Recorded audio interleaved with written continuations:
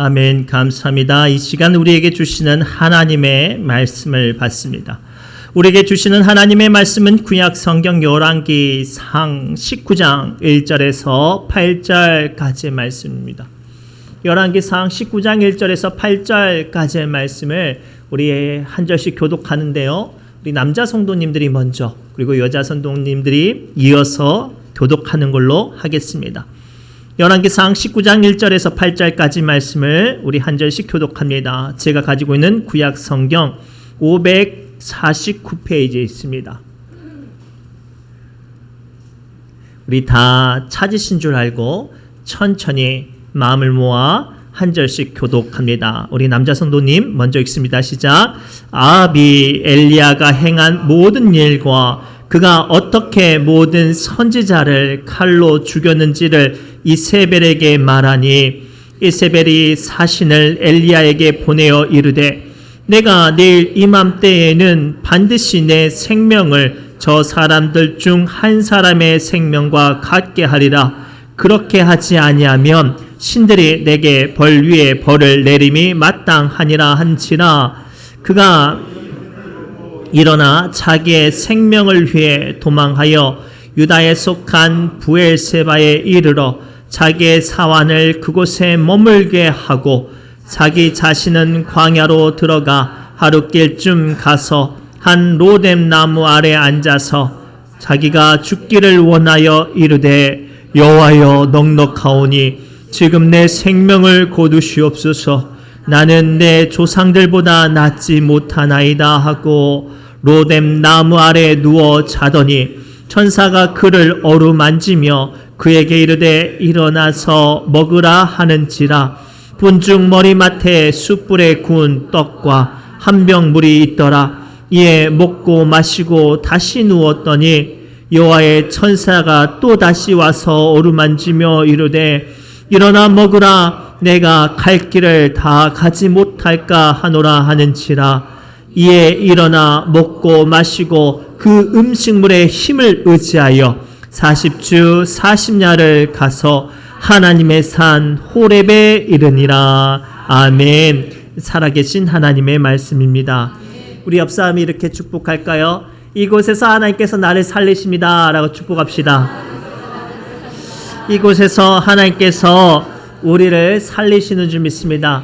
아무리 지치고 아무리 피곤하고 아무리 낙심했어도 이곳에서 하나님께서 우리를 살리시는 줄 믿습니다. 몸이 힘들고 아프면 이 만사가 귀찮아요. 누워만 있고 싶고요. 심지어는 누가 뭘 차려줘도 먹고 싶지도 않죠. 그런데도 불구하고 주변 사람들은 자꾸만 뭐 하라고 그래요. 아프고 힘들고 누워있는 사람에게 야 이렇지 말고 병원에 가자. 병원에 가야 한다라고 말을 해요. 너무나도 아파서 만사가 귀찮고 힘들기만 하는데도 불구하고 사람들은 기어이 나를 일으켜 세워서 병원에 끌고 가려고 해요. 왜요?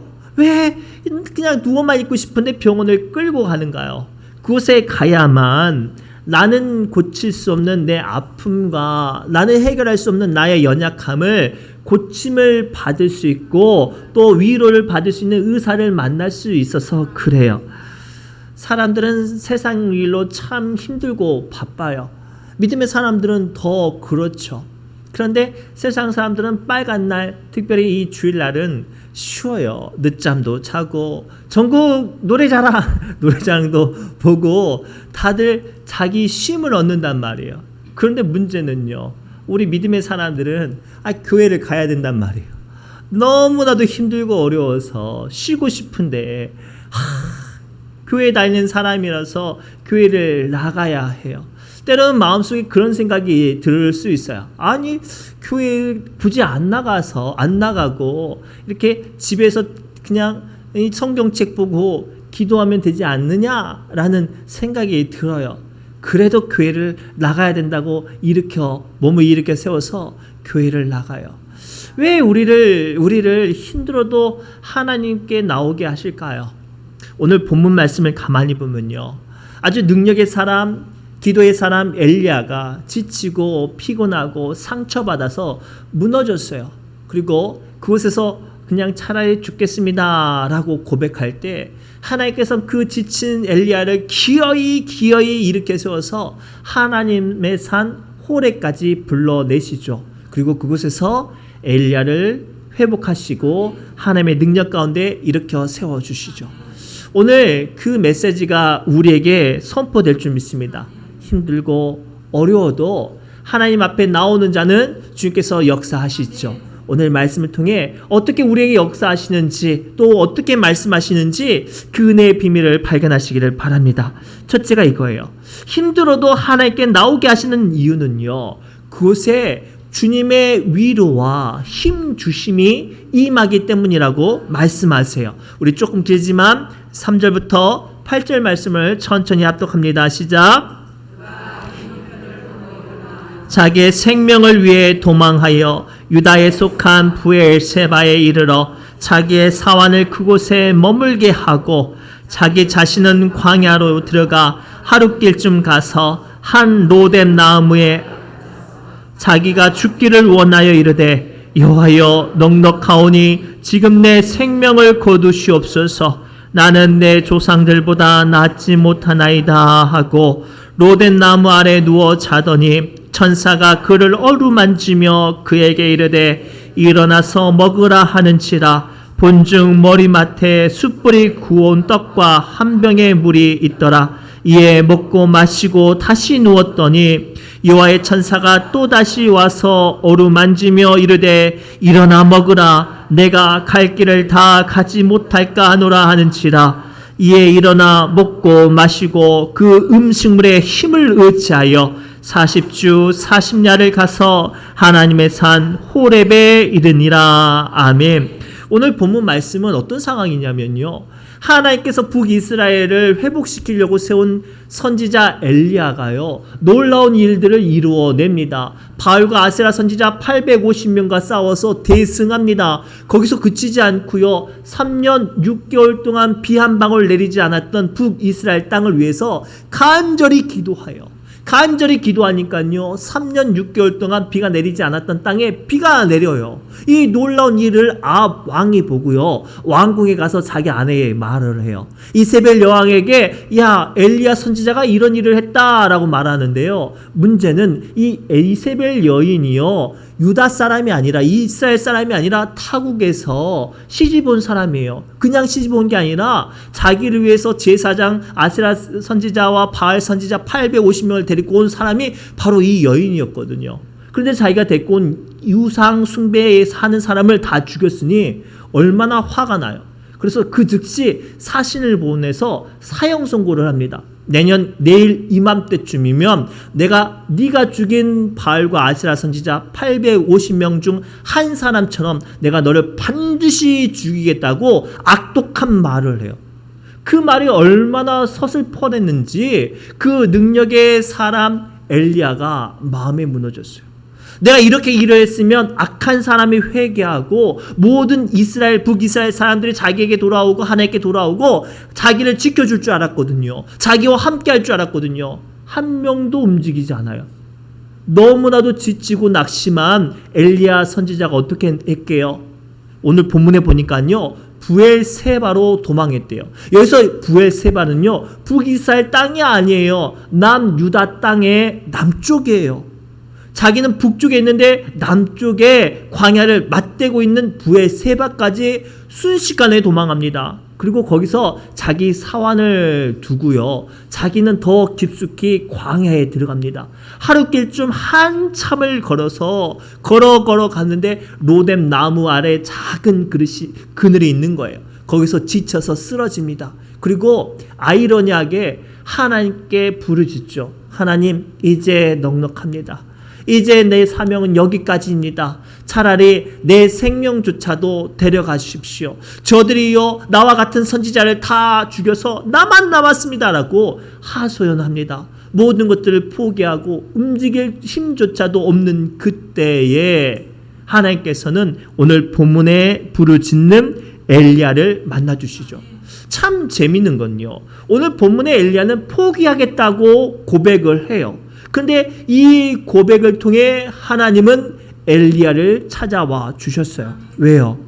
힘들고 피곤하고 무너진 엘리야를 위로하고 힘을 주시기 위함입니다. 사랑하는 성도분, 오늘도요 우리는 세상 가운데 믿음으로 살려고 발버둥을 쳐요. 하나님의 사람답게 살려고 노력합니다. 그런데 내 뜻대로 일들이 풀리지 않고 도리어 더 마음이 무너지고 상처받으면요 나도 모르게 그런 마음이 찾아와요. 아니 교회 다니면 무슨 소용이 있냐, 교회 다니는데도 이렇게 힘든 일 당하면 아유 차라리 진짜 세상 달리하고 싶다라는 생각이 나도 모르게 치밀어 오를 때 어떻게 해야 하겠습니까?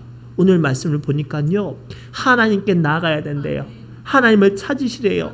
그 순간 그 부르짖는 음성을 통해 하나님은 다가와 주시고 만져주시고 위로하신다고 말씀하세요.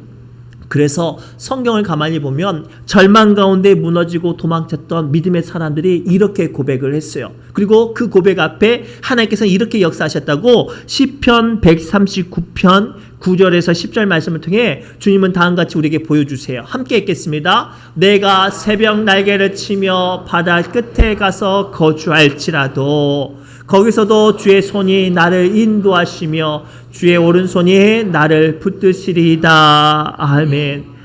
우리 다 믿음의 연조가 있으신 분들은 이런 경험 해봤을 거예요.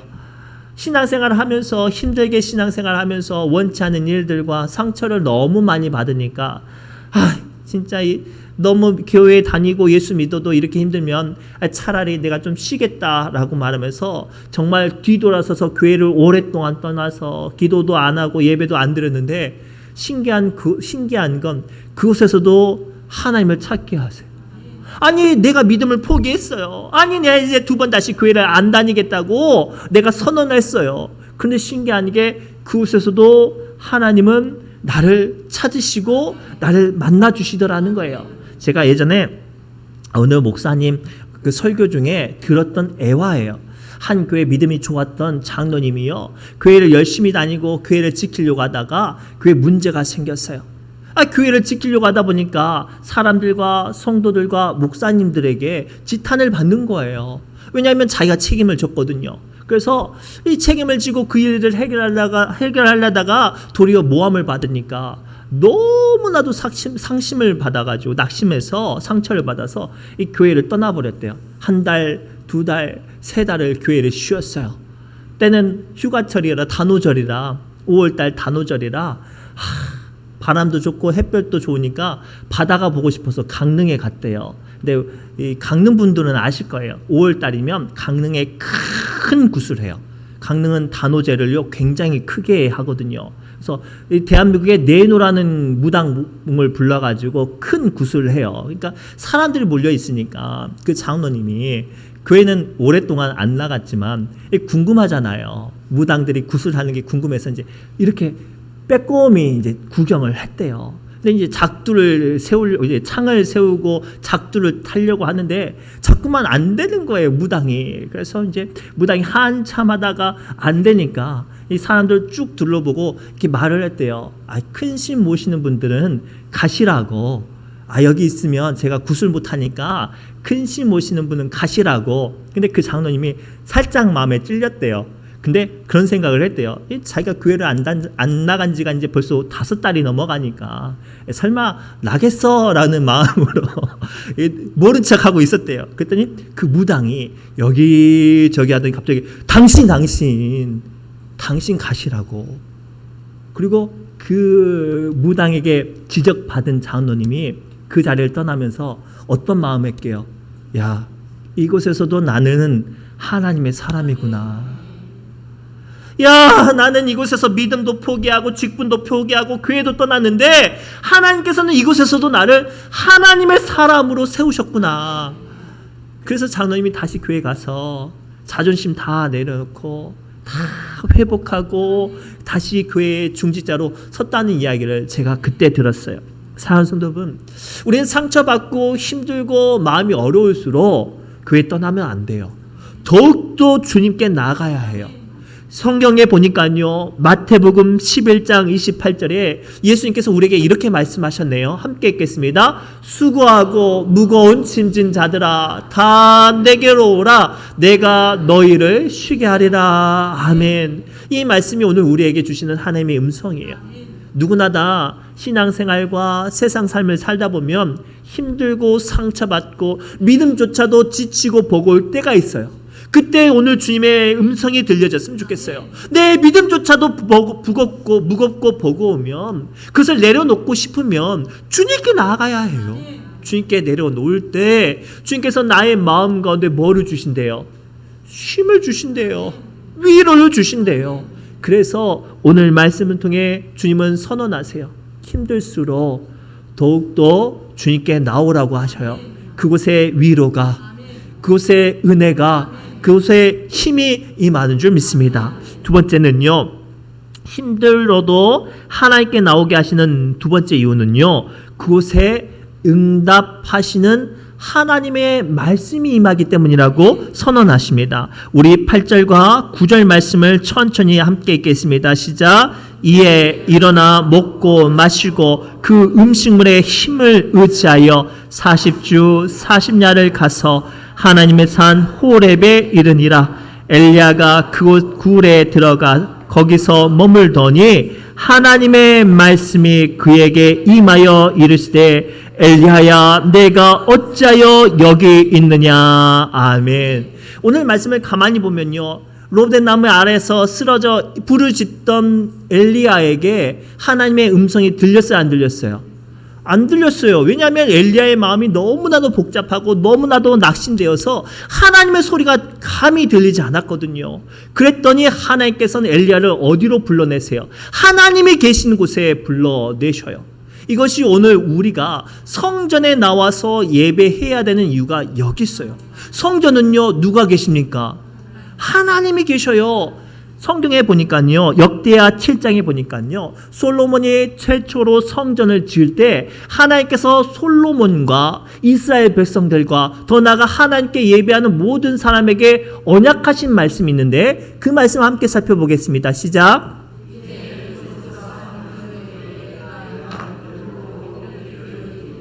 이는 내가 이미 이 성전을 택하고 거룩하게 하여 내 이름을 여기에 영원히 있게 하였음이라. 내 눈과 내 마음이 항상 여기에 있으리라. 아멘. 이게 하나님께서 솔로몬과 이스라엘 백성들과 더 나아가 하나님을 믿는 모든 사람에게 세우신 언약이에요. 그래서 모든 사람들은 성전에서 예배할 때 그곳에서 누가 임하세요? 하나님의 이름과 하나님의 마음과 하나님의 눈과 귀가 이곳에 있으니 이곳을 향해 기도하고 이곳에 나와 부르짖는 거예요.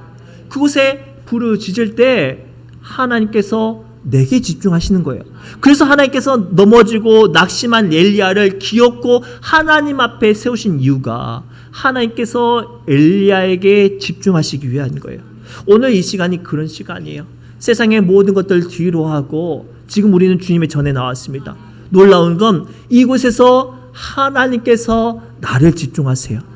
주님의 눈과 주님의 귀와 주님의 이름과 주님의 영광이 이곳에 말할 수 없는 아픔과 남들은 이해할 수 없는 눈물을 친히 내 마음속까지 들으시고 응답하시는 말씀이 이곳에 임하니까 힘들고 어려워도 세상 가운데 방황하지 말고 주님의 전에 나와 기도하라고 오늘 주님은 우리에게 말씀하세요. 또 다른 의미가 있어요. 이 본문 말씀을 좀 더 깊게 살펴봅시다. 11절과 12절 말씀을 함께 살펴봅시다. 시작. 여호와께서 이르시되 잠깐만요. 자, 이제 하나님께서 엘리야를 부르셨어요. 엘리야의 기도와 엘리야의 마음과 엘리야에게 집중하시기 위해서 엘리야를 불러내셨는데 한 가지 더 요구하신 게 있어요. 뭐냐? 이제는 엘리야가 하나님께 집중하게 하세요. 함께 읽겠습니다.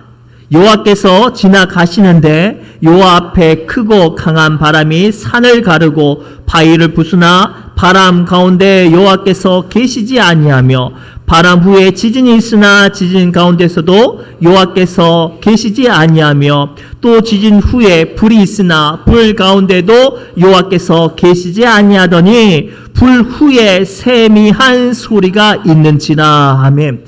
오늘 이 말씀의 두 번째는요, 하나님께서 우리에게 집중하시기 위해서 우리를 불러내셨으면 우리 또한 하나님께 집중해야 함을 보여주세요. 하나님께서 엘리 앞에 지나갑니다. 커다란 바람과 지진과 불이 있죠. 그러나 그 가운데 엘리야는 미혹되지 않고 하나님께 집중합니다. 그리고 그 모든 것 가운데 세밀한 음성을 엘리야가 받았을 때 비로소 엘리야는 하나님을 만나고요. 하나님의 음성을 들었고 하나님의 능력을 붙잡았어요.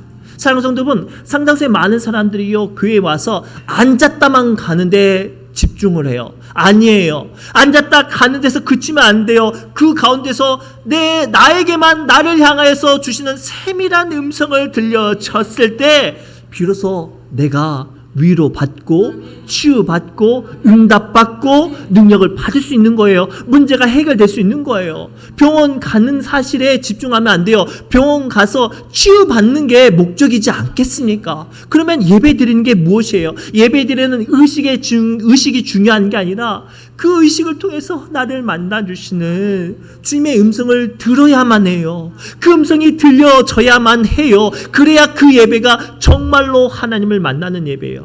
그래서 오늘 말씀을 보면 엘리야는 어떻게 해요? 하나님의 계신 곳에 그치지 않고 하나님의 음성 듣기에 집중하지 않았습니까? 고로 사랑하는 성도분, 오늘 여러분들의 이 시간 하나님 앞에 선 것이 승리하려면, 온전해지려면 세밀한 음성 가운데 나를 향한 음성이 들려져야 돼요. 말씀은요 모든 사람에게 선포된 거예요. 그러나 그 말씀 가운데 하나님은 세밀한 음성 가운데 사랑하는 내 아들아, 사랑하는 내 딸아, 이것은 내가 너에게 하는 말씀이다. 너에게 내가 주는 음성이다. 내가 너에게 주는 권세다라는 그 음성이 들어질 때 그래서 그 사람은 예배 가운데 회복이 돼요. 그 사람은 예배 가운데 능력이 돼요. 그 사람은 예배 가운데 하나님의 역사하심을 받는 줄 믿습니다. 고로 오늘 이 말씀을 통해 하나님께서는 힘들어도 예배 자리에 나오게 하시는 것은 나에게 집중하시기 위해서 또 나를 하나님께 집중하게 하시기 위함인 줄 믿고 이 시간 주님의 음성 듣는 집중하심으로 주님의 음성 듣는 저와 여러분들 되시기를 주님의 이름으로 축복합니다. 마지막으로요.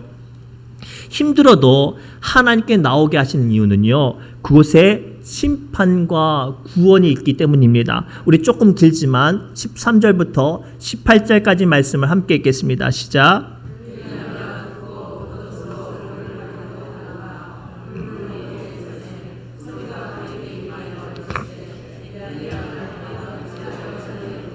그가 대답하되 내가 만군의 하나님 여호와께 열심히 유별하오니 이는 이스라엘 자손이 주의 언약을 버리고 주의 제단을 헐며 칼로 주의 선지자들을 죽였음이오며 오직 나만 남았거늘 그들이 내 생명을 찾아 빼앗으려 하나이다.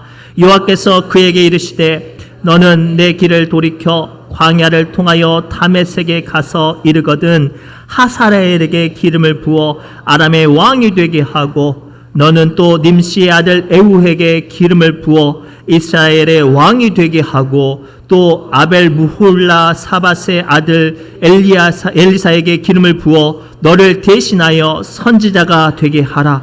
하사엘의 칼을 피하는 자를 에후가 죽일 것이요 에후의 칼을 피하는 자를 엘리사가 죽이리라. 그러나 내가 이스라엘 가운데에 7,000명을 남기리니 다 바알에게 무릎을 꿇지 아니하고 다 바알에게 입맞추지 아니한 자니라. 아멘. 오늘 말씀을 좀 가만히 보면 독특한 형식이 있어요. 재판의 형식이거든요. 자, 세상의 재판은요, 죄의 유무를 떠나 모든 재판의 대상자들은 반드시 재판장, 심판장 앞에 서야 해요. 그래서 지금 내란죄 혐의로 윤석열 대통령이 재판을 받고 있죠. 근데 기사를 보면 어떻게든지 재판을 참석 안 하려고 하는데 참석할 수밖에 없어요. 그래서 어떤 방법을 쓰냐면 이 사람이 재판장을 피해서 가려고 지하실로 들어가려고 자꾸만 요구를 하죠. 그런데 재판부에서는 어떻게 합니까? 그것도 지금 안 되게 해요. 왜냐하면 재판이라는 것은 죄의 유무를 떠나 무조건 재판장 심판대 앞에 서야 해요. 그리고 그곳에 심판과 구원이, 형벌과 무혐의가 거기서 선포가 되어지거든요. 오늘 13절과 18절 말씀을 가만히 보면 지금 엘리야가요 하나님께 고발하고 있어요. 누구를요? 북이스라엘 사람들을 고발하고 있어요. 14절 말씀 함께 읽겠습니다. 그가 대답하되 내가 만군의 하나님 여호와께 열심히 유별하오니 이는 이스라엘 자손이 주의 언약을 버리고, 자, 이스라엘 백성들의 죄를 고발하죠. 첫 번째는 하나님의 언약을 저버린 죄를 고백합니다. 두 번째요, 주의 제단을 헐며 주의 제단을 헐었던 죄를 또 고발하죠. 한 가지 더, 주의 선지자들을 죽였으며며 오직 나만 남았거늘 그들이 내 생명을 찾아 빼앗으려 하나이다. 지금 엘리야는요 하나님 앞에 서서 고발하고 있어요. 그리고 그 고발 앞에 하나님께서는 지금 선고를 합니다. 함께 읽겠습니다. 자, 15절 함께 읽겠습니다. 시작. 너는 내 길을 돌이켜 광야를 통하여 다메섹에서 가서 이르거늘 하사엘에게 기름을 부어 아람의 왕이 되고. 자, 지금 하나님께서 엘리야의 고발을 통해 지금 이제 선고를 합니다. 북이스라엘이 죄를 지었으니까 이 죄에 대한 결과를 받아야 되겠죠. 첫 번째 선고는요 어떤 선고냐면, 북이스라엘의 대적이었던 아람을, 그 전까지만 해도 아람이 북이스라엘보다 살짝 약해 있어요. 그런데 하사엘이 왕이 되고 나서부터는 아람이 아주 강력해져서 북이스라엘을 압도합니다. 끊임없는 전쟁을 발휘해서 이 패역한 북이스라엘의 칼이 돼서 그들을 죽여나가요.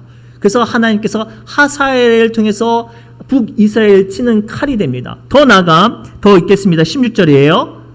또 너는 또 님시 아들 에후에게 기름을 부어 이스라엘의 왕이 되게 하고. 자, 이 에후는 어떤 사람이냐면 사실 북이스라엘의 장군 중에 한 사람이었어요. 그런데 하나님께서 에후에게 기름을 부어서 에후가 반란을 일으켜요. 그런데 그냥 반란을 일으킨 게 아니라 아합의 왕족의 집안을 아예 싹 멸족시켜 버립니다.